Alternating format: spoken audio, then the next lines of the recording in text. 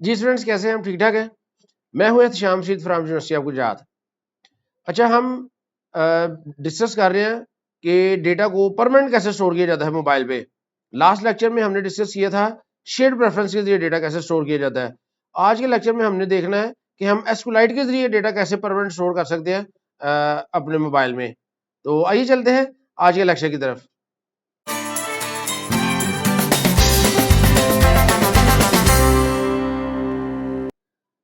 अच्छा जी, डेटाबेस को प्रैक्टिकल करने से पहले मैं ये ज्यूम कर रहा हूँ कि आपको डेटाबेस की बेसिक टर्म्स का आइडिया है। डेटाबेस क्या है, इसमें टेबल्स क्या होते हैं, रोज क्या होती है, कॉलम क्या होता है, प्राइमरी की क्या होती है, क्यूरीज क्या होती हैं, तो इन चीज़ों का बेसिकली आपको आइडिया है। हमारी यूनिवर्सिटी में जब हम ये मोबाइल एप्लीकेशन डेवलपमेंट कोर्स पढ़ाते हैं तो उससे पहले डेटाबेस का पूरा कोर्स जो है स्टूडेंट्स पढ़ चुके होते हैं। तो लिहाजा मैं ज्यूम कर रहा हूँ कि इस डेटाबेस में आपकी बेस है, तो मैं इसको डेटाबेस को डिटेल से नहीं पढ़ाऊंगा। इसकी टर्म्स का आपको मैं ज्यूम कर रहा हूँ कि आइडिया है। तो कुछ जो बुनियादी चीजें हैं उनको जस्ट क्विकली हम रिव्यू कर लेते हैं, जिनमें से एक ये है कि डेटाबेस क्या है। तो सिंपल सी डेफिनेशन है इसकी, it is a place where we store, manage and retrieve data in an organize way. तो स्टोर से मुराद है डेटा को स्टोर करना, महफूज करना। मैनेज से मुराद है एडिट कर सकना, उसको डिलीट कर सकना, उसमें कोई भी नया डेटा इंसर्ट कर सकना, ये सारे काम कर सकना। ये काम हो सकता है डेटाबेस के जरिए। डेटाबेस हमें क्यों जरूरत पेश आती है? डेटाबेस की जरूरत इसलिए पेश आती है कि हमने डेटा को परमानेंट स्टोर करना है। आपको पता है कि जब मोबाइल एप्लीकेशन आप क्लोज करते हैं तो जो डेटा उसमें सेव है वो डिलीट हो जाता है। नए सिरे से जब वो एप्लीकेशन आप ओपन करते हैं तो उसमें डेटा वॉश आउट हो चुका होता है। तो परमानेंट स्टोर करने के लिए हमें डेटाबेस चाहिए होता है। तो डेटाबेस के जरिए हम ये जो बेसिक ऑपरेशन परफॉर्म कर सकते हैं, जो मैंने आपको बताया है, जिनमें रीड, अपडेट, डिलीट वगैरह है, इन्हें कहते हैं CRUD operations. CRUD means create, read, update, delete. तो ये चार बेसिक ऑपरेशन है जो हम डेटाबेस के साथ करते हैं। इन्हीं ऑपरेशंस को आज हम देखेंगे कि हम प्रैक्टिकली कैसे कर सकते हैं। अच्छा जी, डेटाबेस की टाइप्स कितनी है मोबाइल एप्लीकेशन के पॉइंट ऑफ व्यू से? इसमें दो टाइप्स है, एक है लोकल डेटाबेस और एक है क्लाउड डेटाबेस। लोकल डेटाबेस क्या होते हैं? लोकल डेटाबेस ऐसे होते हैं जो डेटा को स्टोर करते हैं यूजर की डिवाइस में, मोबाइल के अंदर ही। तो उसका फायदा क्या है कि हमें इंटरनेट नहीं चाहिए होता, इंटरनेट नहीं भी है तो वो एप्लीकेशन वर्क करेगी। तो वो डेटाबेस रिलेटिवली फास्ट भी होता है क्योंकि वो मोबाइल के अंदर है। तो लेकिन इसका नुकसान सिर्फ ये है कि डेटा जो है ना वो प्राइवेट है, उसी डिवाइस पे अवेलेबल है। अगर आपके ऑफिस की कोई दूसरी ब्रांच है या आपका एम्प्लॉई आप वो किसी दूसरे सिटी में गया है और वो उसको डेटा चाहिए तो वो उसको रिट्रीव नहीं कर सकेगा क्योंकि वो आपके लोकल जो है वो मोबाइल पे है। तो इसकी जो कॉमन एग्जांपल्स हैं वो एसक्यूएलाइट है, हाइव है, एसआर है, ऑब्जेक्ट बॉक्स है। तो इनमें से जो सबसे ज्यादा पॉपुलर है वो एसक्यूएलाइट है। इस लेक्चर में हमने एसक्यूएलाइट को देखना है कि एसक्यूएलाइट के जरिए हम डेटा कैसे लोकल स्टोर करेंगे। तो रियल लाइफ इसकी कुछ एग्जांपल्स मैंने दी हैं जी। ये आप अपने मोबाइल में नोट्स एप्लीकेशंस होती है, टू डू लिस्ट एप्लीकेशंस होती है, एक्सपेंस ट्रैकर वगैरह जो इस तरह की एप्लीकेशंस होती हैं, इनमें डेटा लोकली स्टोर होता है। तो इसको लाइट को यूज करते हैं। तो नोट्स के अंदर या टू डू लिस्ट के अंदर आप वो नया नोट बनाते हैं, उसका एक टाइटल होता है, उसके अंदर आप कॉन्टेक्ट लिख सकते हैं, उसको ओके कंप्लीट या डिलीट वगैरह कर सकते हैं। तो इसके अलावा कुछ एप्लीकेशंस होती हैं जी, जिस तरह ये टेंडेंस की एप्लीकेशन है जिनमें दोनों डेटाबेस यूज होते हैं, एसक्यूएल लाइट भी और वो जो क्लाउड डेटाबेस भी। अब इसमें क्या होता है कि जब वो बाज़ अगर इंटरनेट नहीं चल रहा तो टीचर ने टेंडेंस लगानी है तो वो लोकल पहले स्टोर हो जाती है, फिर जब इंटरनेट रिज्यूम होता है तो वो डेटा अपडेट हो जाता है क्लाउड सर्वर पे। तो इस तरह की एप्लीकेशन भी आप बना सकते हैं। दूसरे नंबर पे है जी क्लाउड डेटाबेस। अब क्लाउड डेटाबेस में क्या होता है, इसमें हम डेटा स्टोर करते हैं जी ऑनलाइन सर्वर पे। अब उसका जब ऑनलाइन सर्वर पे डेटा स्टोर होना है तो लामहला हमें उसके लिए इंटरनेट चाहिए। इंटरनेट के बगैर आप डेटा उधर से रिट्रीव नहीं कर सकते, ना ही उसमें अपडेट कर सकते हैं। तो इसमें डेटा जो है ना वो ऑनलाइन स्टोर होता है। तो इसका फायदा ये है कि मल्टीपल यूजर इसको एक्सेस कर सकते हैं, ये सबसे बड़ा इसका फायदा है। और डेटा जो है ना वो सिंक हो सकता है मल्टीपल डिवाइसेस पे। तो इसकी जो कॉमन एग्जांपल्स हैं उनमें फायर बेस है, ये सुबह बेस है, मोंगो डीबी वगैरह है। तो इनमें भी जो सबसे ज्यादा पॉपुलर है ना वो फायर बेस है। तो हम इस कोर्स में फायर बेस को डिस्कस करेंगे कि क्लाउड डेटाबेस में फायर बेस को और लोकल डेटाबेस में एसक्यूएलाइट को। तो ये भी कुछ रियल लाइफ एंड एग्जांपल्स बता दिए हैं, आपको आइडिया होगा। चैट जो एप्लीकेशन है, फूड डिलीवरी है, तो सोशल मीडिया जो एप्लीकेशन है, तो ये इनमें डेटा जो है ना वो क्लाउड पे स्टोर होता है। तो ये मेरा थोड़ा सा मैंने कंपैरिजन बता दिया है एसक्यूएलाइट और फायरबेस का मोस्टली फीचर के हवाले से। तो ये सेल्फ एक्सप्लेनेटरी है, इस पे मैं टाइम नहीं लगाऊंगा, इसको आपने खुद अंडरस्टैंड कर लेना है। अगर कोई क्वेश्चन प्रॉब्लम होगी तो मुझे कमेंट में लिख दीजिएगा, तो मैं उसका रिप्लाई कर दूंगा। अभी हम चलते हैं जी एंड्रॉइड स्टूडियो पे और देखते हैं कि हम एसक्यूएलाइट को कैसे सेटअप कर सकते हैं और उसको एप्लीकेशन में कैसे यूज कर सकते हैं।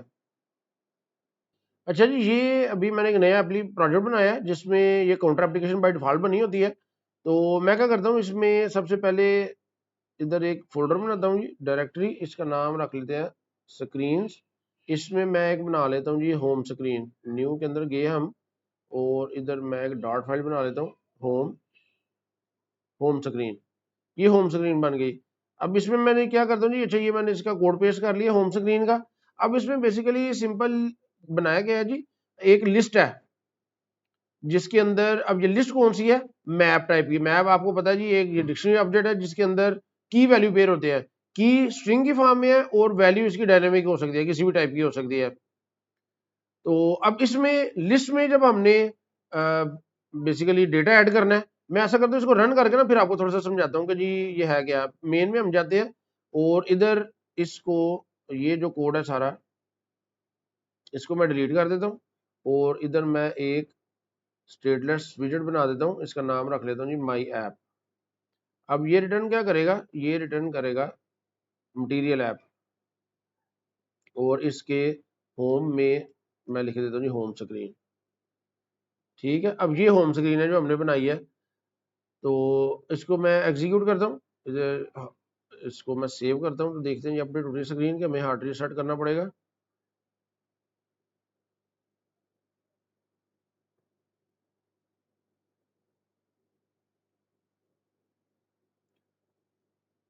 ये देखिए जी, ये स्क्रीन है जी आपके सामने। अभी देखिए इस स्क्रीन में इधर मैंने एक टेक्स्ट फील्ड लगाया हुआ है जिसमें स्टूडेंट का नेम हम एंटर करेंगे और इधर स्टूडेंट की एज एंटर करेंगे। जब हम ऐड स्टूडेंट करेंगे तो वो स्टूडेंट डेटाबेस में ऐड हो जाएगा। और इधर ये डाउन जो है अभी तक नो स्टूडेंट फाउंड है, इसमें सारा रिकॉर्ड जो है वो आना शुरू हो जाएगा। लेकिन अभी ये मैंने किस तरह बनाई है जी एप्लीकेशन। अभी ये जो एप्लीकेशन है ये सिंपल क्या है कि इसमें इधर से मैं आपको बताता हूँ जी, स्कैफोल्ड से ये स्कैफोल्ड है ना, यहाँ से ये बनेगी। अब इसमें हमने ये होम स्क्रीन बॉडी है, बॉडी पोर्शन। अब इसमें हमने क्या किया, इसमें कॉलम लगाया। कॉलम के अंदर ये पहला टेक्स्ट फील्ड है जिसके अंदर लिखा हुआ है जी एंटर स्टूडेंट नेम, ये पहला टेक्स्ट फील्ड है। उसके बाद हमने थोड़ा फासला दे दिया, साइज बॉक्स लगा लिया। उसके बाद ये दूसरी टेक्स्ट फील्ड है, इसमें हमने क्या लिखा, एंटर स्टूडेंट एज। अब इनके साथ हमने एज, ये एज कंट्रोलर और नेम कंट्रोलर लगा लिए। इसके बाद फिर थोड़ा फासला दे दिया हमने साइज बॉक्स के जरिए। और उसके बाद ये हमने एलिवेटेड बटन लगा लिया ऐड स्टूडेंट का, ये एलिवेटेड बटन लगा लिया है। अब इसके नीचे क्या है, इसके नीचे हमने जी एक्सपेंडेड के जरिए, हमने एक्सपेंडेड, आपको पता है जब हम यूज करेंगे तो नीचे वाली जो सारी स्पेस है ना, अब वो अब एक्सपेंडेड विजेट जो है वो यूज कर लेगा। अब इसके अंदर हमने क्या बनाया जी, इसका जो चाइल्ड है उसमें हम ये चेक कर रहे हैं कि स्टूडेंट्स, अब स्टूडेंट्स क्या है जी, स्टूडेंट्स एक लिस्ट है। अगर वो एम्प्टी है तो ये सेंटर में शो हो रहा है कि नो स्टूडेंट फाउंड, ये देखिए नो स्टूडेंट फाउंड। अगर वो एम्प्टी नहीं है तो लिस्ट व्यू डॉट बिल्डर हम यूज कर रहे हैं और इसमें हम क्या कर रहे हैं जी, एक कार्ड बना रहे हैं। पहले एक स्टूडेंट का ऑब्जेक्ट बनता है और अभी इसकी लेंथ कितनी है जी, स्टूडेंट्स डॉट लेंथ, यानी कि जितनी स्टूडेंट्स के अंदर आइटम्स है वो सारी जो है ना इधर शो हो जाएंगी। अब इसके अंदर हम क्या बना रहे हैं जी, ये लिस्ट स्टाइल। लिस्ट स्टाइल में आपको पता है कि हम इसमें शुरू में आइकन वगैरह लगा सकते हैं और एक फैंसी फॉर्म में लिस्ट बना सकते हैं। अब ऊपर देखते हैं जी, ऊपर कोड क्या है। ये ऊपर हमने डिफरेंट फंक्शन बनाए हुए हैं। इसमें ये सबसे पहले तो ये लिस्ट है, ये लिस्ट है। अब ऐड स्टूडेंट का फंक्शन क्या कर रहा है कि ये सबसे पहले चेक करेगा कि ये जो नेम कंट्रोलर है और एज कंट्रोलर, अगर इधर स्टूडेंट ने कुछ भी नहीं लिखा तो फिर वो रिटर्न कर देगा, फिर कुछ भी नहीं करेगा। अगर कुछ लिखा हुआ है तो ये जो सेट स्टेट के अंदर वो क्या करेगा, स्टूडेंट्स जो लिस्ट है ना उसके अंदर ऐड कर देगा। अब हमने दो इधर हमारे पास जो ऑप्शन है नेम और एज की, तो नेम और एज जो है ना वो इसमें ऐड हो जाएंगी और उसके बाद इन दोनों को क्लियर कर दिया जाएगा। और उसके बाद सेट स्टेट है ना, सेट स्टेट के जरिए क्या होगा, इसकी स्टेट रिफ्रेश होगी तो इधर जो है ना वो नई लिस्ट वो इधर शो हो जाएगी बॉटम में। और डिलीट स्टूडेंट क्या करेगा, ये इस पर्टिकुलर इंडेक्स से स्टूडेंट्स को जो है ना वो रिमूव कर देगा और सेट स्टेट के अंदर लिखा हुआ है, साथ ही ये लिस्ट जो है दोबारा अपडेट हो जाएगी। एक ये शो अपडेट डायलॉग है, यानी कि मैं फॉर इधर मैं कुछ लिखता हूँ जी, मैं इधर लिख देता हूँ फॉर एग्जाम्पल कुछ ऐड करते हैं। इधर मैं लिख देता हूँ जी अली, अली हमाद, और इसकी एज हम लिख लेते हैं जी 20। मैं ऐड स्टूडेंट किया तो ये देखिए ये अली हमाद ऐड हो गया, तो ये दोनों ऊपर से क्लियर हो गया। अब मैं इधर क्या लिखता हूँ, मैं इधर लिख देता हूँ जी फातिमा मुजम्मिल। तो इसका जो इनकी जो एज है वो लिख देते हैं जी हम 18, और इसको मैं ऐड स्टूडेंट करता हूँ तो ये देखिए 2 स्टूडेंट ऐड हो गया, तो मैं इधर जितने करता जाऊंगा ना वो इधर ऐड होते जाएंगे, लेकिन अभी ये लिस्ट है, ये डेटा परमानेंट स्टोर नहीं है। मैं इस एप्लीकेशन को क्लोज करूंगा तो सारा डेटा जाया हो जाएगा। तो ये शो अपडेट डायलॉग क्या है जी, ये देखिए ये जो अपडेट पे मैं क्लिक करूंगा तो फिर ये शो अपडेट डायलॉग जो है वो कॉल होता है। तो इसमें सबसे पहले ये टेक्स्ट एडिटिंग कंट्रोलर जो है ना वो एक बनता है, और उसमें ये शो डायलॉग सामने आता है हमारे, और इसमें जो है ना वो ये देखिए इसके अंदर हम कॉलम एक बना रहे हैं, और कॉलम के अंदर हमने क्या टेक्स्ट फील्ड बना दिया है, 2 टेक्स्ट फील्ड होंगे जिसमें नेम और एज जो है ना वो शो होगा, और उसके बाद एक बटन होगा, 2 बटन होंगे, एक है जी कैंसिल का और एक होगा अपडेट का। तो कैंसिल करेंगे तो फिर कुछ भी नहीं होगा, अपडेट करेंगे तो ये जो सा ना ऑन प्रेस में, ये देखिए ऑन प्रेस में क्या होगा, सेट स्टेट का फंक्शन कॉल होगा, और ये जो स्टूडेंट्स एक पर्टिकुलर इंडेक्स पे उसकी जो नेम रेंज प्रॉपर्टी है ना वो अपडेट हो जाएंगी। फॉर एग्जांपल मैं इधर एडिट पे क्लिक करता हूँ, तो देखिए जी मैंने अपडेट का बटन प्रेस किया था तो ये मेरे सामने आ गया है, अली असगर और एज 20। मैं कैंसिल कर दूंगा तो कुछ भी नहीं होगा, मैं इसको एडिट करूंगा तो ये देखिए ये इनकी जो इन्फॉर्मेशन है वो मेरे सामने आ जाएगी। इधर मैं 18 की जगह अगर चेंज कर देता हूँ, इधर मैं कर देता हूँ जी 19, इसको अपडेट करूंगा तो ये देखिए ये एज 19 हो गई है। तो इसी तरह इधर अगर आप अली असगर की जगह मैं इधर कर देता हूँ अली बाबर, और अभी देखिए ये टेक्स्ट बटन है, ये एलिवेटेड बटन है, ठीक है, इसको अपडेट किया तो देखिए अली बाबर हो गया। तो अब ये इससे फर्दर मैं इसकी डिटेल में नहीं जाऊंगा इस कोड की, ये ऑलरेडी आपको पता है। अब हमने ये देखना है कि हमने ये डेटा अगर डेटाबेस में स्टोर करना है तो वो कैसे करना है। तो अब देखिए डेटाबेस जब भी हमने बनाना है तो बेसिकली हमने एक सेंट्रलाइज क्लास बनानी है डेटाबेस को हैंडल करने के लिए। अब सेंट्रलाइज क्लास क्यों बनानी है, क्योंकि डेटाबेस हम एप्लीकेशन में मुख्तलिफ जगह पे उसको यूज कर सकते हैं, लेकिन डेटाबेस को ओपन तो हमने एक ही दफा करना है। डेटाबेस आपको पता है जब भी डेटाबेस में डेटा स्टोर करना होता है ना तो डेटाबेस का कनेक्शन पहले बनाते हैं, कनेक्शन बना के हम कनेक्शन को ओपन करते हैं। जब कनेक्शन को ओपन करेंगे फिर हम उसमें डेटा को इंसर्ट भी कर सकते हैं, अपडेट भी कर सकते हैं और डिलीट भी कर सकते हैं, ठीक है। फिर वो जो करंट ऑपरेशन है वो हम परफॉर्म कर सकते हैं। तो अब हमने उसको एक सेंट्रलाइज जगह पे बनाना है ताकि उधर से ही हम उसको एक्सेस करें और वहां पे ही उसको जो है वो क्लोज कर सके, जो भी ऑपरेशन परफॉर्म करें डेटाबेस के, हमें पता हो कि हमने डेटाबेस की क्लास बनाई हुई है, वहां पे हमने ये सारे काम करने हैं। तो अब मैं इधर क्या करता हूँ जी, इधर ये फोल्डर स्ट्रक्चर में जाता हूँ और लाइब्रेरी के अंदर पहले मैं इधर बना लेता हूँ जी एक नया फोल्डर, इसका नाम मैं रख देता हूँ डेटाबेस। अब डेटाबेस के अंदर मैं एक और फोल्डर बना लेता हूँ, इसके इधर मैं रख लेता हूँ जी लोकल, चूंकि ये लोकल काम मैं कर रहा हूँ ये। अब इसके अंदर मैंने फाइल बनानी है, न्यू डॉट फाइल में बनाता हूँ डेटाबेस हेल्पर।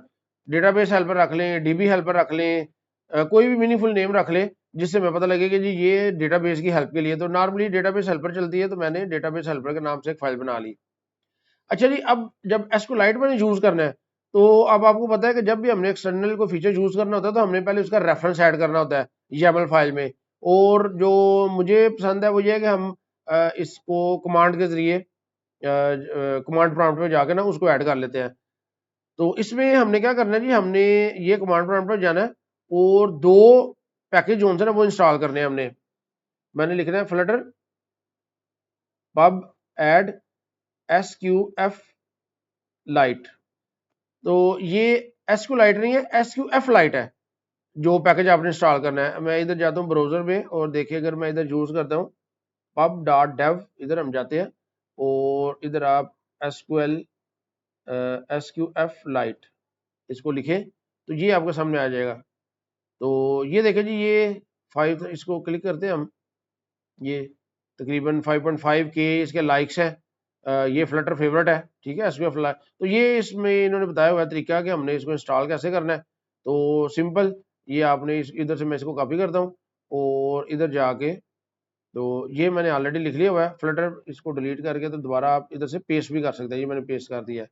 अच्छा अब मैंने ये तो सिंगल पैकेज इंस्टॉल हो जाएगा जब मैं एंटर करूंगा। आप एक वक्त में एक से ज्यादा पैकेज भी इंस्टॉल कर सकते हैं। आपने क्या करना है, स्पेस देनी है और दूसरे पैकेज का नाम लिख देना है। अब मैं इधर एक पैकेज है पाथ, मैंने वो भी मुझे चाहिए। अब पाथ पैकेज क्यों चाहिए, देखिए मैंने जो अपना डेटाबेस है वो मोबाइल की इंटरनल मेमोरी में स्टोर करना है। अब वो इंटरनल जो मेमोरी है भाई वहां पे भी तो कोई फोल्डर का स्ट्रक्चर बना होगा ना, मैंने उस फोल्डर को अगर गेट करना है तो वो कैसे करना है, उसके लिए जो पाथ लाइब्रेरी है वो यूज होती है। तो इनको आप अलग अलग लाइन में भी कर सकते हैं, इकट्ठा भी कर सकते हैं। तो मैंने कहा चलो आज आपको बता दूं कि हम इकट्ठा भी कर सकते हैं। तो फ्लटर पब ऐड एसक्यूएफ लाइट और पाथ, आप इधर जाके तो अगर इसको पाथ को सर्च करते हैं, इधर आपको डिटेल जो है ना वो मिल जाएगी पाथ के बारे में भी। इधर मैं लिख देता हूँ पाथ, तो ये देखिए ये पाथ है, तो ये इसकी सारी डिटेल वगैरह लिखी है, अगर आप इंटरेस्टेड है तो इसको पढ़ भी सकते हैं। तो इंस्टॉलिंग में जाके सिंपल ये देखें ना ऐड पाथ, तो मैं क्या करने लगा हूँ जी, मैं दोनों को इकट्ठा ऐड करने लगा हूँ, मैंने लिखा और इसको एंटर कर दिया। अब ये एसक्यूएफ लाइट भी और पाथ ये दोनों जोन है ना वो ऐड हो गया है। तो ऐड करने के बाद मैंने फ्लटर पब गेट की कमांड कर लेनी है ताकि जो डिपेंडेंसी ऐड हुई है ना वो हमारे प्रोजेक्ट में जो है वो आ जाए। तो ये हमारा काम हो गया, पहला स्टेप था। उसके बाद हमने ये डीबी हेल्पर जो फाइल बनाई है ना, अब हमने इसके अंदर जो है वो कोडिंग करनी है। तो इधर मैं क्या करता हूँ जी, सबसे पहले एक क्लास बनाता हूँ, क्लास, और इसका नाम रखता हूँ जी डेटाबेस हेल्पर। डेटाबेस हेल्पर मैंने इसका नाम रख लिया। अच्छा जी, अब ये जो क्लास मैंने बनाई है, अब आपको पता है जब हम क्लास बनाते हैं तो उस क्लास का ऑब्जेक्ट भी हम बना सकते हैं, बल्कि जितने मर्जी ऑब्जेक्ट्स हम बना सकते हैं।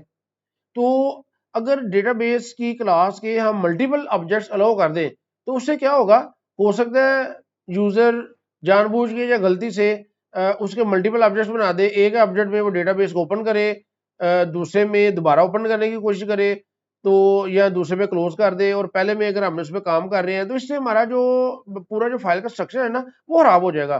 कि अगर हम इसके मल्टीपल ऑब्जेक्ट्स अलाउ कर दे, हमने इसके मल्टीपल ऑब्जेक्ट्स अलाउ नहीं करने, ठीक है, उसकी रीजन आपको समझ आ गया कि हमने क्यों अलाउ नहीं करने। क्योंकि डेटाबेस है ना, एक दफा आपने इसको बनाना है, एक दफा जब हमारी एप्लीकेशन स्टार्ट होगी तो डेटाबेस को हमने एक दफा उसका कनेक्शन ओपन कर लेना है, फिर पूरी एप्लीकेशन में जो भी काम हम करते जाएंगे, जब उसको क्लोज करेंगे तो फिर हमने डेटाबेस का कनेक्शन जो है वो क्लोज कर देना है। तो अब मल्टीपल ऑब्जेक्ट्स होंगे तो हमारा जो कोड है ना वो खराब हो जाएगा, डेटाबेस भी खराब हो जाएगा, लिहाजा हमने इसके मल्टीपल ऑब्जेक्ट्स अलाउ ही नहीं करने। अब वो काम हम कैसे कर सकते हैं, उसके लिए हम ये कर सकते हैं, आपको पता है कि इसका एक कंस्ट्रक्टर होता है डेटाबेस हेल्पर, ये इसका एक कंस्ट्रक्टर है। तो कंस्ट्रक्टर के जरिए हम इसके मल्टीपल ऑब्जेक्ट्स बना सकते हैं। लेकिन अगर मैं इसके साथ डॉट लगा के अंडरस्कोर कर दूं, ये अब क्या होगा, अब ये जो है ना ये कंस्ट्रक्टर प्राइवेट हो गया। जब कंस्ट्रक्टर प्राइवेट हो जाएगा ना, अब मैं इसका ऑब्जेक्ट नहीं बना सकता, ठीक है, ये ज़हन में रखना है। अब फॉर एग्जांपल ये होम स्क्रीन पे मैं जाता हूँ और इधर अगर मैं इसका ऑब्जेक्ट बनाना चाहूँ तो ये डेटाबेस हेल्पर जो क्लास है ना, इसका मैं डीबी अगर ऑब्जेक्ट बनाऊं तो ये देखिए यहाँ पे एरर आ जाएगी, ठीक है। और अगर मैं इधर इसको ये इधर से खत्म कर देता हूँ, अब अच्छा DB is equal to database helper, इस तरह ऑब्जेक्ट बनाते हैं ना। तो अभी देखिए ये अभी अलाउ है। अब अगर मैं इधर जाके इसको प्राइवेट कर देता हूँ, डॉट और अंडरस्कोर लगा देता हूँ, अब ये प्राइवेट हो जाएगा। अब देखें, अब इधर एरर आ गई है, तो इसके ऊपर माउस रखा है, try using one of the named constructor defined in, तो unnamed constructor the class doesn't have unnamed, वो कहता है इसके अंदर तो कंस्ट्रक्टर है ही नहीं। तो ये तरीका है प्राइवेट करेंगे, कंस्ट्रक्टर को प्राइवेट करेंगे, अब इसका ऑब्जेक्ट नहीं बन सकता। तो ये इसको मैं अब डिलीट कर देता हूँ। अब आपको पता लग गया कि इस तरह ऑब्जेक्ट नहीं अब इसका बन सकता। लेकिन अगर इसका ऑब्जेक्ट बिल्कुल नहीं बन सकता तो फिर हमने डेटाबेस का कनेक्शन कैसे ओपन करना है, बाकी काम कैसे करने हैं। तो हम क्या करेंगे, इसको अलाउ करेंगे कि सिर्फ एक दफा जो है ना इसका इसको इसका सिंगल ऑब्जेक्ट बनाने के हम ऑप्शन सिर्फ देंगे कि इसके अंदर जो डेटाबेस का कनेक्शन आपने ओपन करना है ना वो सिर्फ सिंगल टाइम हो, इसे कहते हैं सिंगलटन क्लास। तो वो हम कैसे कर सकते हैं, उसके लिए हमने स्टैटिक फाइनल और डेटाबेस हेल्पर इसको यूज कर लेना जी, is equal to database helper instance is equal to database helper. ये अब इस लाइन के जरिए हम क्या कर रहे हैं, हम स्टैटिक, अब आपको याद, अगर आपको याद हो, अगर आपने ऑब्जेक्ट ओरिएंटेड प्रोग्रामिंग पढ़ी हुई है, तो जब किसी क्लास का हम स्टैटिक मेंबर बनाते हैं तो इसका मतलब है कि वो जो मेथड है या वो जो मेंबर है, अब वो क्लास के ऑब्जेक्ट पर डिपेंड नहीं करता, आप क्लास का नाम लिख के डायरेक्टली उसको एक्सेस कर सकते हैं स्टैटिक मेंबर को, ठीक है, ये आपने ज़हन में रखना है। तो इसलिए हमने स्टैटिक बनाया कि अब ये जो इंस्टेंस इसका एक जो हम बनाएंगे वो डायरेक्टली डेटा क्लास के नाम के साथ एक्सेस हो जाएगा और सिर्फ एक ही दफा ये बनेगा। ये स्टैटिक जो मेंबर्स होते हैं ना वो एक ही दफा बनते हैं।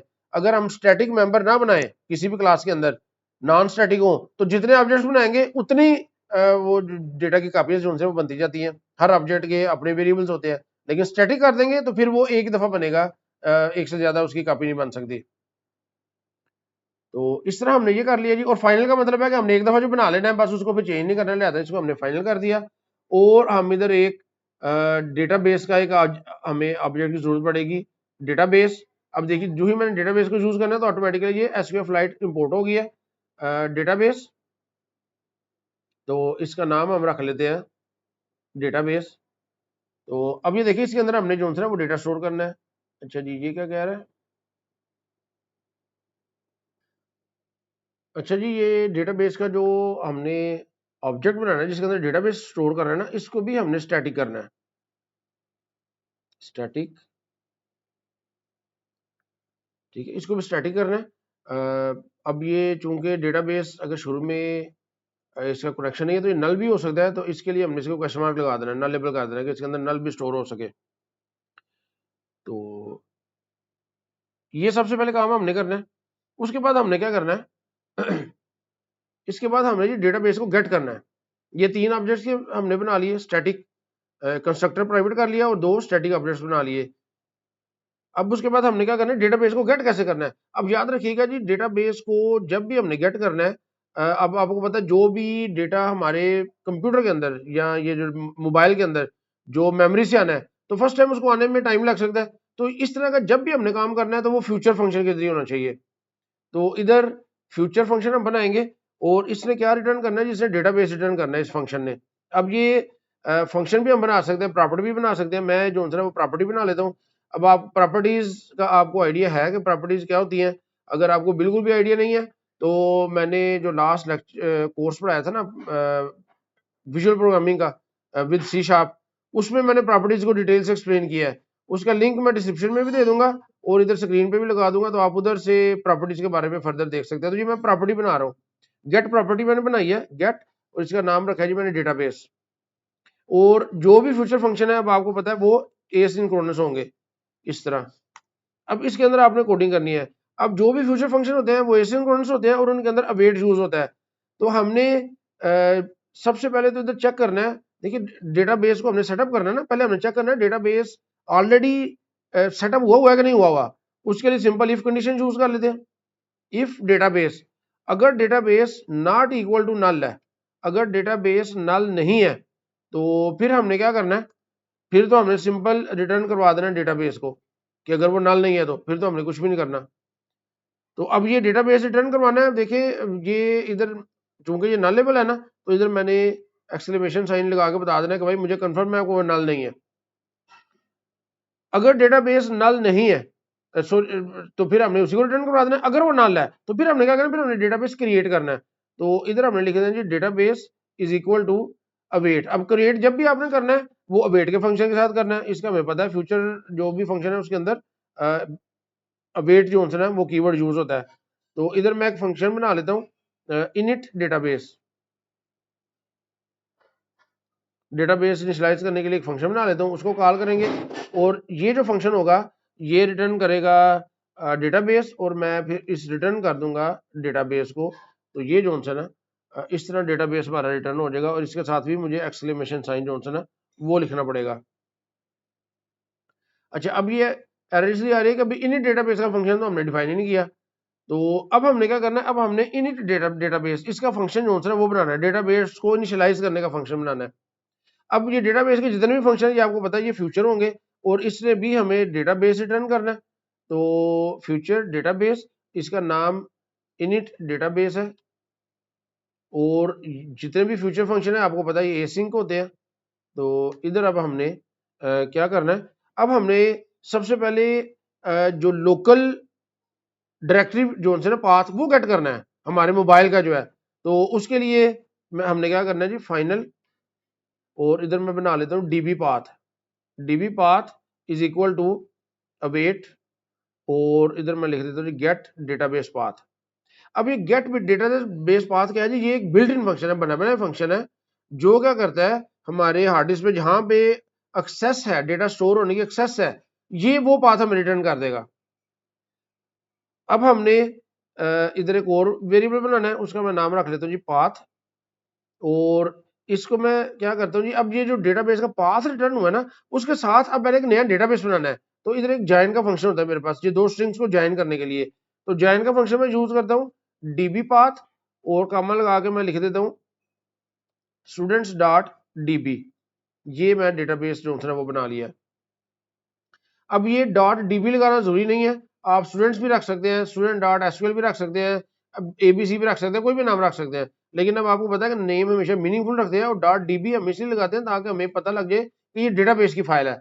तो ये अच्छी प्रोग्रामिंग प्रैक्टिस है, ये लाजमी नहीं है, लेकिन आपने डीबी जरूर लिखना है। अब ये फंक्शन क्या करेगा, अब इधर इसने रिटर्न करना है, इस फंक्शन ने डेटाबेस। और जब इसे रिटर्न करना है तो आपको पता है वो हमने वेट फंक्शन के साथ यूज करना है। इधर ओपन डेटाबेस जो है ना, ये मेथड में यूज करूंगा।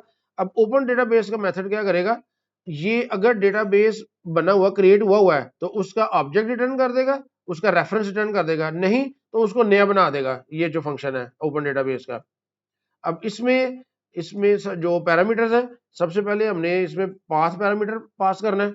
उसके बाद हमने लिखना है जी वर्जन, वर्जन 1 हमने कर देना है। अब वर्जन क्या चीज है बेसिकली, वर्जन जो जब भी आप डेटाबेस का स्ट्रक्चर अपडेट करेंगे, फॉर एग्जाम्पल उसमें कोई नए नया टेबल के अंदर नए कॉलम्स वगैरह ऐड करते हैं, तो उस वक्त आपने इसका वर्जन 2 कर देना है। तो इससे क्या होगा कि वर्जन मैनेज होगा डेटाबेस का।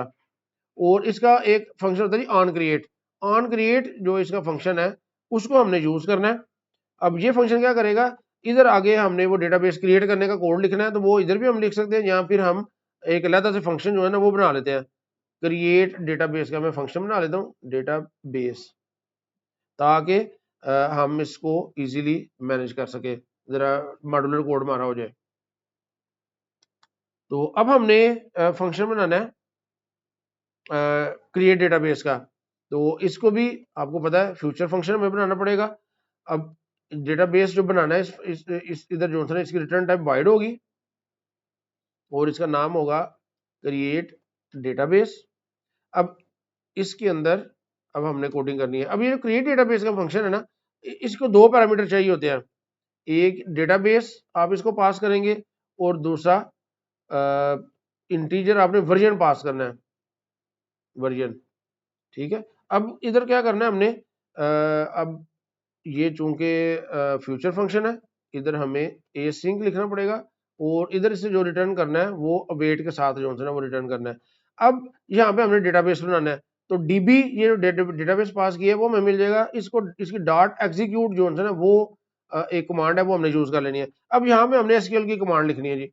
एसक्यूएल कमांड लिखेंगे तो वो एग्जीक्यूट हो जाएगी और डेटाबेस क्रिएट हो जाएगा। अब हमने यहाँ पे डेटाबेस क्रिएट करने की कमांड लिखनी है। अब ये कमांड हम सिंगल या डबल कोट्स में भी लिख सकते हैं, लेकिन उस सूरत में हमें सिंगल लाइन लिखनी पड़ेगी जो कि बहुत लेंथी हो जाएगी, जिसको अंडरस्टैंड करना हमें बार बार स्क्रीन स्क्रॉल करके तो फिर देखना पड़ेगा। तो इसका सबसे बेहतर तरीका है कि हम इधर 3 जो डॉट्स है ना वो यूज करते हैं। अब आपको पता है डॉट में 3 डॉट्स, जब हम 3 सिंगल कोट्स लगाते हैं, अब हम मल्टी लाइन कमांड जो है ना वो लिख सकते हैं। तो मैं इधर लिखता हूँ जी क्रिएट, अब मैंने टेबल बनाना है क्रिएट टेबल, इसका नाम मैं स्टूडेंट्स रख लेता हूँ। नाम आप कुछ भी रख सकते हैं, स्टूडेंट्स। अब मैंने इसके अंदर बताना है इसकी जो कितने इसके कॉलम होंगे। तो पहला होगा जी आईडी। अब इसकी टाइप बतानी है इंटीजर। इसको अगर आपने प्राइमरी की बनाना है तो प्राइमरी की लिख दें, और इधर हम लिख सकते हैं auto auto increment. Auto increment का मतलब है कि ऑटोमेटिकली इसकी जो वैल्यू है बढ़ती जाएगी, ऑटो इंक्रीमेंट। उसके बाद दूसरी जो इसकी फील्ड है वो होगी नेम। अब ये टेक्स्ट होगी, और ये नॉट नल होगी, यानी कि ये आपने लाजमी इसकी वैल्यू प्रोवाइड करनी है। इसी तरह जो एज है इसकी टाइप होगी इंटीजर, और इसको भी हम नॉट नल कर देते हैं। तो ये आपकी मर्जी है, आपने नॉट नल करनी है या नहीं करनी, और यहाँ पे हमने इसको क्लोज कर देना है। तो ये क्रिएट डेटाबेस का जो है फंक्शन बन गया, जो क्या करेगा कि डेटाबेस को क्रिएट कर देगा। इसमें जो आपने कॉलम्स और इनकी जो टाइप्स रखनी है ना वो इधर आपने बता देनी है। अब हमने इसके अंदर डेटा इंसर्ट करना है, तो हम डेटा इंसर्ट करने का फंक्शन बनाएंगे। और डेटाबेस में आपको पता है जब भी हमने काम करना है तो फ्यूचर जो कीवर्ड है वो यूज करना है, और इंटीजर। अब याद रखिएगा जब भी हम इंसर्ट करते हैं ना, तो इंसर्ट का फंक्शन हमें एक इंटीजर रिटर्न करता है, यानी कि रो नंबर, वो नंबर रिटर्न करेगा जहां पे वो इंसर्ट हुआ है, इसलिए इसकी रिटर्न टाइप इंटीजर है। तो इसका नाम हम रख लेते हैं इंसर्ट स्टूडेंट। अब इंसर्ट स्टूडेंट जब आपने करना है, अब इसके कितने पैरामीटर हैं जी, हम इधर इसके दो पैरामीटर नेम और एज, तो स्ट्रिंग नेम और इंटीजर एज हम यूज कर लेते हैं, और ये फ्यूचर फंक्शन है तो इसका मतलब है कि एसिंक भी होगा। अब एसिंक इसमें सबसे पहले हमने क्या करना है, डेटाबेस का ऑब्जेक्ट बनाना है। Final db is equal to await. अब चूंकि ये एसिंक्रोनस फंक्शन है तो वेट हमें यूज करना पड़ेगा डेटाबेस, तो ये जो सा ना डेटाबेस का ऑब्जेक्ट बन जाएगा। और ये रिटर्न क्या करेगा, ये अब यहाँ पे हमने जो से ना वो क्यूरी लिखनी है, अवेट के साथ क्यूरी लिखनी है, db dot insert, insert query हमने लिखनी है। अब ये सबसे पहले हमने टेबल का नाम लिखना है, तो इसको मैं ज़रा इस तरह कर लेता हूँ तो आगे इसका जरा स्ट्रक्चर ठीक हो जाए। ये तो टेबल का नाम लिखना है जी, टेबल का नाम हमने क्या बनाया था, स्टूडेंट्स, स्टूडेंट्स टेबल का नाम था। अब हमने वैल्यूज लिखनी है इसकी कि क्या क्या वैल्यू इंसर्ट करनी है। अब वैल्यू, अब आपको पता है दो हमारे पास टेबल के अंदर दो फील्ड्स है ना, नेम और एज, तो इनकी वैल्यू हम देंगे डिक्शनरी के जरिए, मैप के जरिए, तो ये करली ब्रैकेट्स हम यूज करेंगे। नेम, और नेम की वैल्यू क्या है जी, वो जो नेम पैरामीटर हमने पास की जो हमें मिलेगा, जो पैरामीटर से पास होगा ना वो वैल्यू सेट कर देनी है। और दूसरा है इसकी एज, इसकी वैल्यू हमने सेट कर देनी है एज, जो पैरामीटर हमने पास करना है। तो ये है जी फंक्शन इंसर्ट स्टूडेंट के लिए। अब इस फंक्शन, जब इस फंक्शन को हम कॉल करेंगे इन दो पैरामीटर के साथ तो डेटाबेस में डेटा इंसर्ट हो जाएगा। उसके बाद हम ये देखते हैं जी अपडेट हमने कैसे करनी है। तो इंसर्ट स्टूडेंट जी, इसके बाद अपडेट।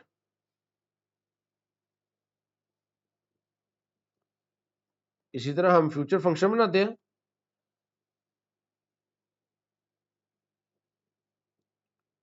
अपडेट से पहले ना हम गेट का फंक्शन बनाते हैं, यानी कि हम चाह रहे हैं कि तमाम जो डेटा है ना डेटाबेस के अंदर वो सारा डेटा गेट करना चाह रहे हैं। तो ये फ्यूचर फंक्शन तो होगा, लेकिन ये किस टाइप का होगा। अब एक से ज्यादा स्टूडेंट्स हैं तो हमें ये लिस्ट की फॉर्म में मिलेंगे, लिस्ट की फॉर्म में, ठीक है। अब लिस्ट के अंदर डेटा किस तरह का स्टोर है, अब आप डेटा जो है ना, अगर तो सिंगल सिर्फ एक फील्ड होती तो फिर तो स्ट्रिंग की फॉर्म में होता, लेकिन अगर अब इसके अंदर दो फील्ड्स हैं और ये मैप की फॉर्म में है ना, नेम और उसकी कोई वैल्यू है, एज और उसकी कोई वैल्यू है, तो ये मैप की फॉर्म में है। तो मैंने इधर जो है वो बताना है कि जी मैप, और जब मैप में यूज करूंगा तो मुझे की वैल्यू पेयर बतानी पड़ेगी। की जो है ना वो आपको पता है हमने रखी थी स्ट्रिंग फॉर्म की हमेशा स्ट्रिंग फॉर्म की होगी, और जो वैल्यू है उसकी वो हमने डायनामिक रखी हुई थी। तो इस फंक्शन का नाम हम रखते हैं गेट स्टूडेंट। जितने भी स्टूडेंट्स हैं उनको गेट करना है, और ये एसिंक होगा, ये आपको पता ही है, जो भी फ्यूचर फंक्शन है वो एसिंक्रोनस होगा। अब इसके अंदर हमने क्या करना है, इसी तरह जी हमने final db is equal to await database.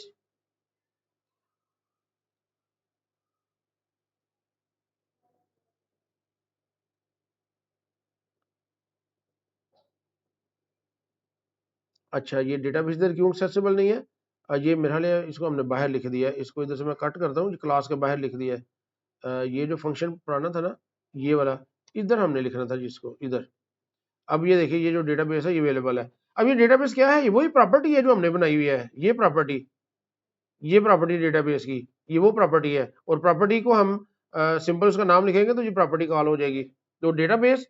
अब इधर हमने क्या करना है, जितने स्टूडेंट्स है ना वो हमें सारे चाहिए, तो इधर हम रिटर्न स्टेटमेंट लिखते हैं, रिटर्न, और अवेट के साथ हम लिखते हैं db डॉट क्यूरी, क्यूरी हम इधर पास कर देते हैं क्या, स्टूडेंट्स, ये क्यूरी हमने लिख दी। अच्छा, अब ये क्यूरी जो है ना ये क्या करेगी, तमाम स्टूडेंट्स हमें रिटर्न कर देगी। तो अगर आपको याद हो गया, अगर क्यूरी आप इस तरह भी लिखते हो, सेलेक्ट स्टैटिक फ्रॉम स्टूडेंट्स, तो वो भी आप लिख सकते हैं। इसको अगर मैं कमेंट करूं तो आप क्या कर सकते हैं, रिटर्न अवेट और db डॉट, इधर एक इसका फंक्शन होता है रा क्यूरी।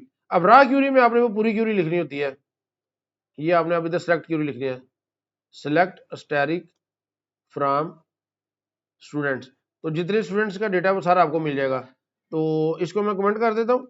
तो ये चूंकि हमारे पास ज़्यादा अच्छी फॉर्मेट में ये लाइन मौजूद है, ये लाइन वही काम करेगी, लेकिन ज़रा शॉर्ट है, और हमने इस लाइन को चूज कर दिया, लेकिन ये मैंने आपको ये भी बता दिया है ताकि आप कंफ्यूज ना हो कि ये डेटा सिलेक्ट हो रहा है स्टूडेंट से। तो ये जो फंक्शन है ना गेट स्टूडेंट्स का, ये क्या करेगा, तमाम स्टूडेंट्स का डेटा हमें प्रोवाइड कर देगा। उसके बाद हम बनाते हैं जी अपडेट स्टूडेंट, कि अगर स्टूडेंट को अपडेट हमने कैसे करना है। तो अपडेट ये आपको पता ही है कि हमने जो फंक्शन है वो फ्यूचर बनाना है। अब अपडेट का फंक्शन ये हमें इंटीजर रिटर्न करेगा, यानी कि जो रो अपडेट होगी ना उसका इंडेक्स हमें रिटर्न करेगा, इसलिए हमने इधर ये इंटीजर लिखा है और इसका नाम हम रख लेते हैं अपडेट स्टूडेंट। अब स्टूडेंट को अपडेट करना है तो हमने कैसे करना है, हमने अगर हमारे पास 10 या 15 स्टूडेंट है तो हमने किसी एक को अपडेट करना है ना। तो पैरामीटर के अंदर हम पास करते हैं इंटीजर आईडी, यानी कि आईडी के अगेंस्ट हमने जो नेम एज है वो अपडेट करना है। तो एक हमें चाहिए होगा स्ट्रिंग नेम और एक हमें इंटीजर चाहिए होगा एज, और चूंकि ये फ्यूचर फंक्शन है तो ए सिंक तो लाजमी आएगा। अब हमने क्या करना है, अब इसी तरह जी सबसे पहले हमने तो इसमें डीबी बनाना है, DB is equal to await और डेटाबेस। सबसे पहला काम तो हमने ये करना है। अब उसके बाद इसने क्या करना है, इसने भी रिटर्न करना है, रिटर्न अवेट और डीबी डॉट एग्जीक्यूट आपने करना है। अब यहाँ पे आपने क्यूरी लिख देनी है, एसक्यूएल क्यूरी, बल्कि यहाँ पे एग्जीक्यूट वाली नहीं करनी, यहाँ पे डीबी डॉट अपडेट वाली हमने क्यूरी करनी है, डीबी डॉट अपडेट। अब अपडेट में सबसे पहले हमने टेबल बताना है, फिर उसकी वैल्यू बतानी है। तो टेबल जो है इसको मैं कर लेता हूँ जी, जरा फॉर्मेट सेट कर लेता हूँ इनका, ये इस तरह।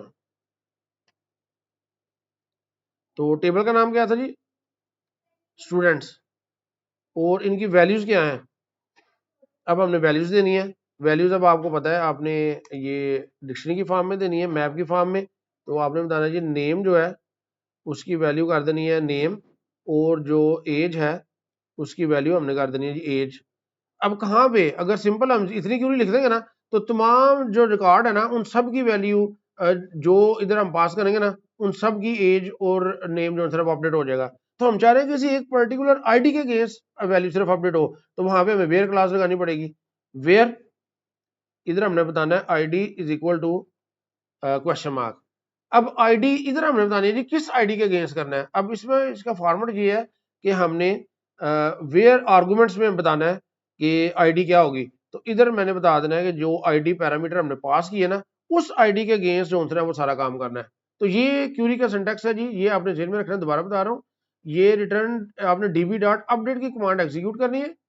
सबसे पहले टेबल का नाम लिखना है, फिर उसके बाद आपने ये बताना है जो वैल्यूज अपडेट करनी है, और उसके बाद आपने वेयर क्लास बतानी है।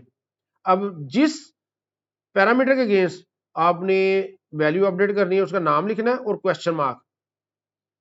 तो क्वेश्चन मार्क जब लिखना है फिर आपने आर्गुमेंट्स में बतानी है उसकी वैल्यू क्वेश्चन मार्क की। तो इस तरह ये हमारा जो टेबल है ना वो अपडेट होगा।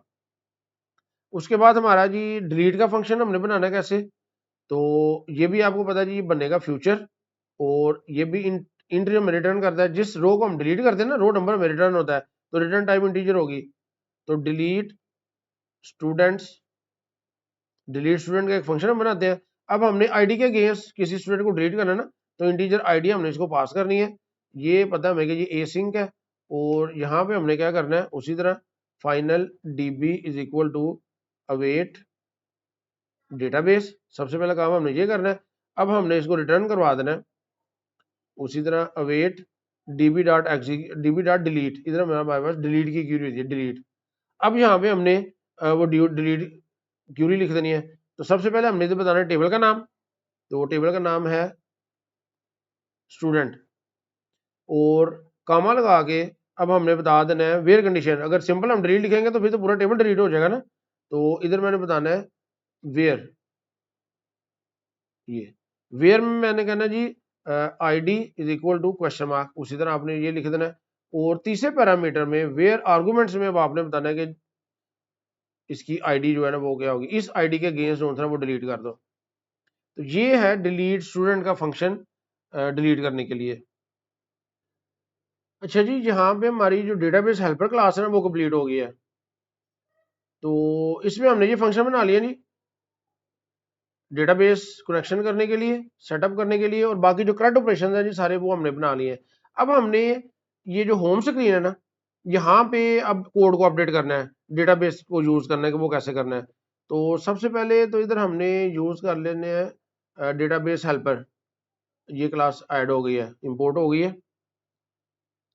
उसके बाद हमने क्या करना है, अब हमने जो लोड स्टूडेंट का, यानी कि जो ही हमारी ये एप्लीकेशन स्टार्ट हो, जब हमारी एप्लीकेशन स्टार्ट हो तो हमें जितने स्टूडेंट डेटाबेस के अंदर है ना वो सारे इधर लोड करने हैं। तो उसके लिए हमें एक लोड स्टूडेंट का फंक्शन सबसे पहले हमें बनाना पड़ेगा। तो इधर मैं क्या करता हूँ, एक लोड स्टूडेंट का फंक्शन बना लेता हूँ। और डेटाबेस के जितने भी फंक्शन हमने बनाने हैं आपको पता है कि वो फ्यूचर होंगे, फ्यूचर वाइड। अब इसे स्टूडेंट सिर्फ लोड करने हैं, ठीक है, लिहाजा ये वाइड होगा लोड स्टूडेंट्स। और एसिंक को होंगे ये फंक्शन एसिंक को होगा।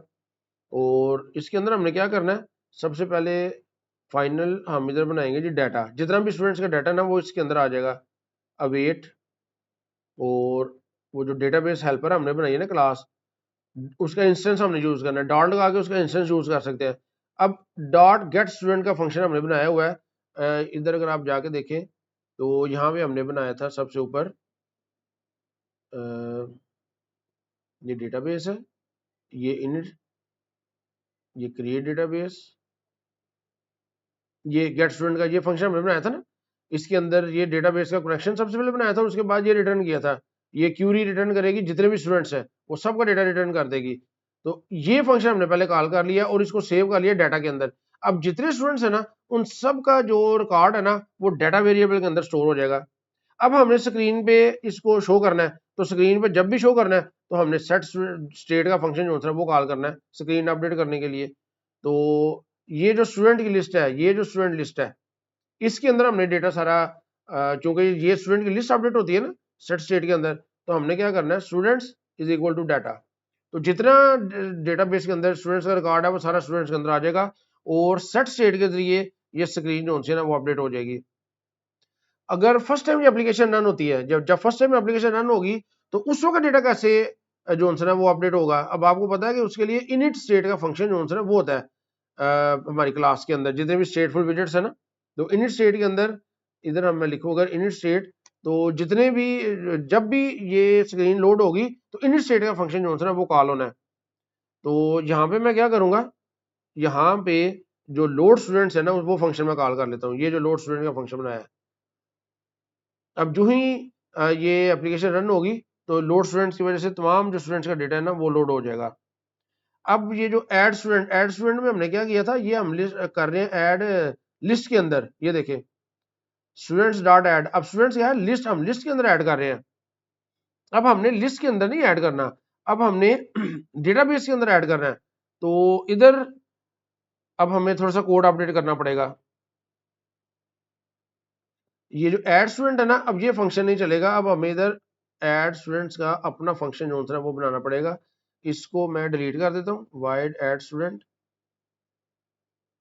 ये इसको मैंने डिलीट किया। अब मैंने ऐड स्टूडेंट का फंक्शन जो है वो बनाना है। तो अब ये चूंकि डेटाबेस के साथ काम करना है तो ये फ्यूचर फंक्शन होगा। वाइड स्टूडेंट को हम सिर्फ ऐड कर रहे हैं, ऐड स्टूडेंट, ऐड स्टूडेंट का फंक्शन है और ये एसिंक होगा। अब इस कोड के अंदर हमने क्या करना है, अब हमने सबसे पहले तो वही चेक कर रहे हैं ना कि अगर नेम या एज एम्प्टी तो नहीं है, तो इफ कंडीशन हम लगा लेते हैं, if name controller dot text dot trim, trim कर लेते हैं ताकि अगर कोई स्पेसिस है तो वो भी खत्म हो जाए, डॉट इज एम्प्टी। अगर एम्प्टी है या और कंडीशन है ना, और में हम चेक कर लेते हैं, इधर और में एज कंट्रोलर को भी हमने चेक करना है, age controller dot text dot trim dot is empty. अगर इन दोनों में से कोई एक भी जो है ना वो एम्प्टी है तो फिर क्या करें, फिर इधर हमने शो कर देना है, फिर हमने सिंपल रिटर्न कर देना है, फिर हमने कुछ भी नहीं करना, ठीक है। और अगर दोनों एम्प्टी नहीं है, यूजर ने कुछ ना कुछ एंटर किया हुआ है, तो फिर हमने इंसर्ट स्टूडेंट का फंक्शन जो बनाया था ना हेल्पर क्लास में वो कॉल करना है। और ये फंक्शन चूंकि अब अवेट फंक्शन होगा क्योंकि फ्यूचर क्लास है, तो इधर हमने डेटाबेस हेल्पर इसको यूज करना है, डॉट इंस्टेंस, इसका इंस्टेंस यूज करना है। और डॉट इंसर्ट स्टूडेंट, ये जो इंसर्ट स्टूडेंट है ना ये फंक्शन कॉल कर लेना है।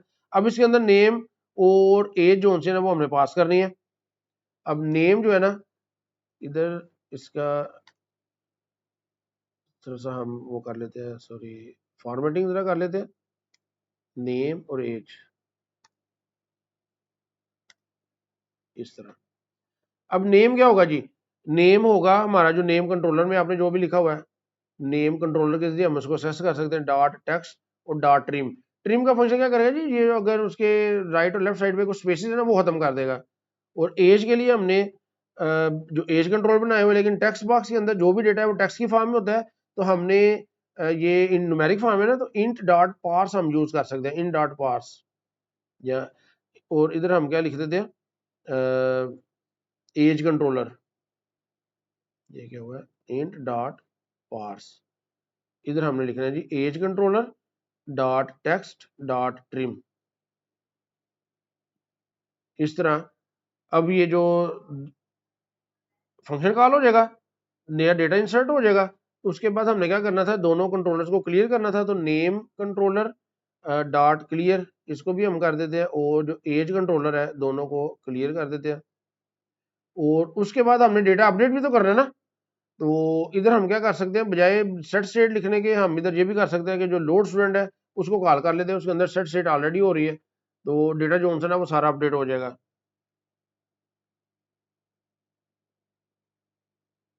उसके बाद हमने डिलीट स्टूडेंट जो है इसको देखते हैं, इसमें हमने क्या करना है जी, तो डिलीट स्टूडेंट को भी हमने अपडेट करना है।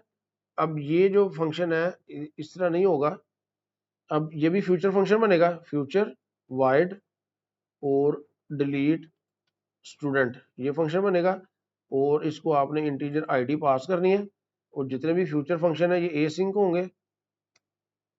अब यहाँ पे हमने फिर वही अवेट का फंक्शन यूज करना है, डेटाबेस हेल्पर का इंस्टेंस हमने यूज करना है, इंस्टेंस डॉट डिलीट स्टूडेंट, ये ऑलरेडी हमने बनाया हुआ है, तो जो आईडी पास होगी वो ये हमने पास कर देनी है, और उसको डिलीट कर देंगे डेटाबेस से। और उसके बाद जो लोड स्टूडेंट का फंक्शन उसको कॉल कर लेंगे ताकि स्टेट अपडेट हो जाए, और जो नया हमारा डेटा है ना वो हमें शो हो जाए। तो अब ये जो डिलीट स्टूडेंट है, ये हम इसको कॉल किधर कर रहे हैं, जहाँ पे ये कॉल हो रहा है ना उधर हमने अपडेट करना है थोड़ा सा, ये डिलीट स्टूडेंट अपडेट हो रहा है ना, अब इधर इंडेक्स पास हो रहा है, तो इधर हमने क्या करना है, अब इंडेक्स नहीं पास करना, अब हमने स्टूडेंट की आईडी पास करनी है, स्टूडेंट, और इसकी हमने आईडी पास करनी है, ये हमने पास करनी है जी। तो इसी तरह ये जहाँ पे इंडेक्स जो यूज हो रहा था ना, इंडेक्स और कहाँ यूज हो रहा था ना, शो अपडेट के अंदर भी ये यूज हो रहा था, शो अपडेट फंक्शन, इसको सर्च कर लेते हैं, ये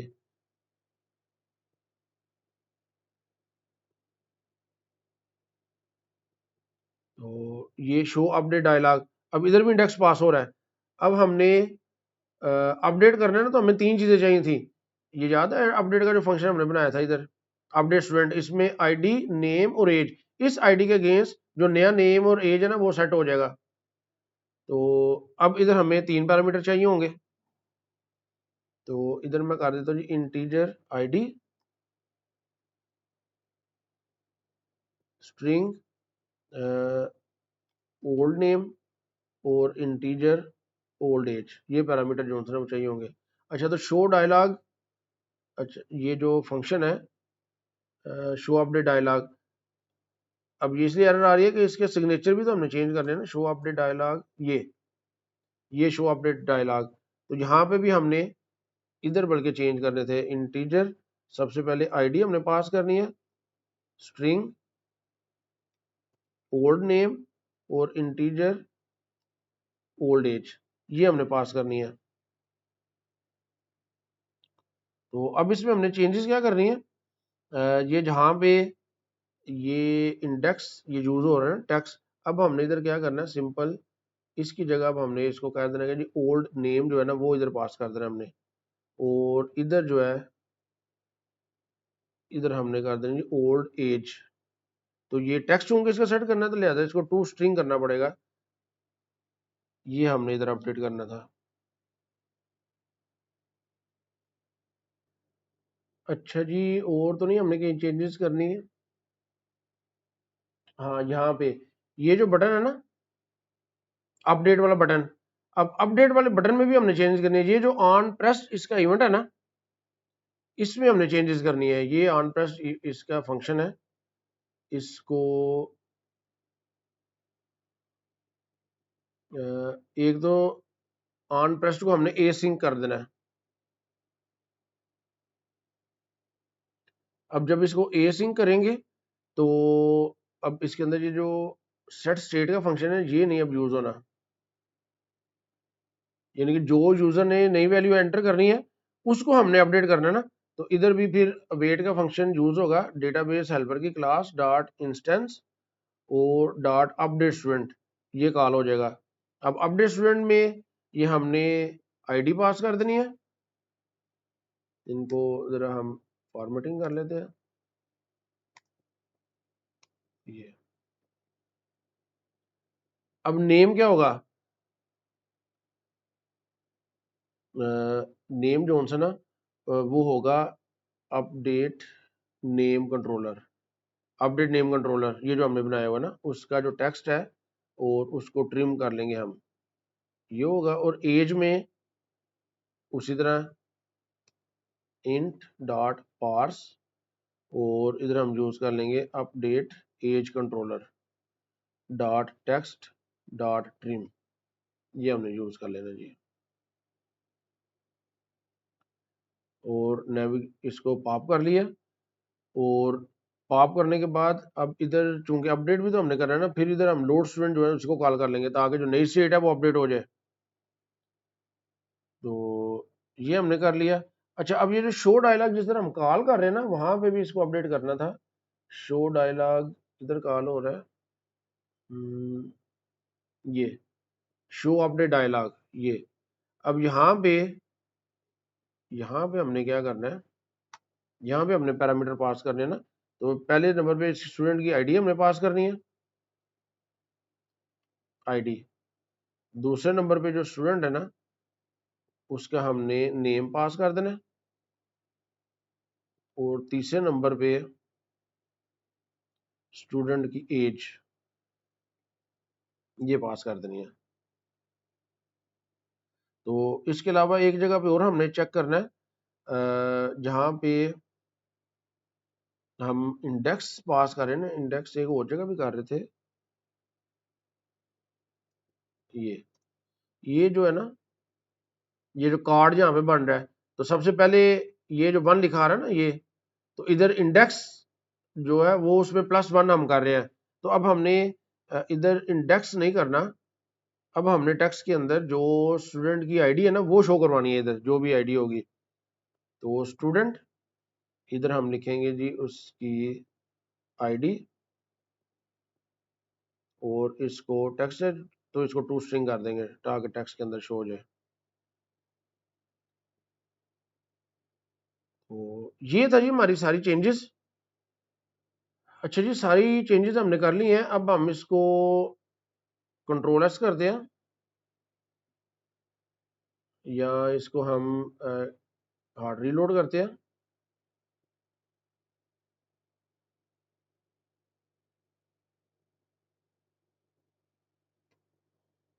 इधर कामा यूज होना था, दोबारा हार्ड लोड किया।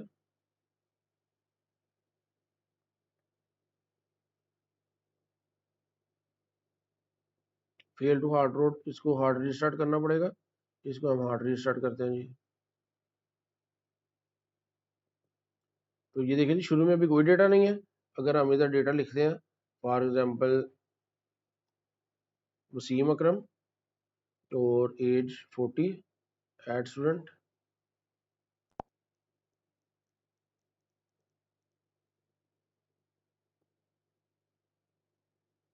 अच्छा जी, एड स्टूडेंट नहीं हो रहा।